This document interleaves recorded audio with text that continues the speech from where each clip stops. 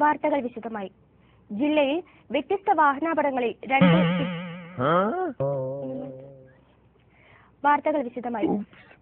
വ്യത്യസ്ത വാഹനാപകടങ്ങളിൽ രണ്ട് സ്ത്രീകൾ മരിച്ചു. തുമ്പൂർമൊഴി ഡാമിൽ കുളിക്കാനിറങ്ങിയ വൈദിക വിദ്യാർത്ഥി ഒഴുക്കിൽപ്പെട്ട് തൂങ്ങി മരിച്ചു.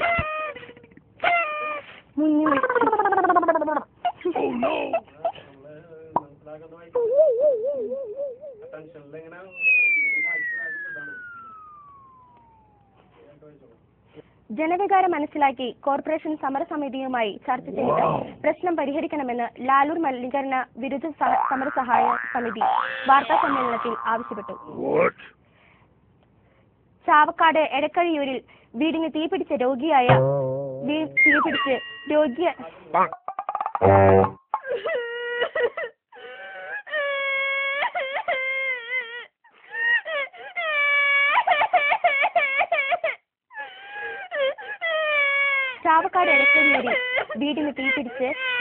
വൃദ്ധൻ മരിച്ചു. 2 പേരുടെ നില ഗുരുതരം. വാർത്തകൾ തുടരുന്നു. കേരള ലളിത കലാ അക്കാദമി ഫെലോഷിപ്പുകളും അവാർഡുകളും പ്രഖ്യാപിച്ചു. ആർഷഭാരതത്തിന്റെ സനാതന ബിംബങ്ങളിൽ ഏറെ പ്രാധാന്യമുള്ള രുദ്രാക്ഷത്തെ അടുത്തറിയുവാൻ പൂരനഗരിയിൽ ഒരുക്കിയ രുദ്രാക്ഷ പ്രദർശനം ഏറെ വിജ്ഞാനപ്രദമാകുന്നു.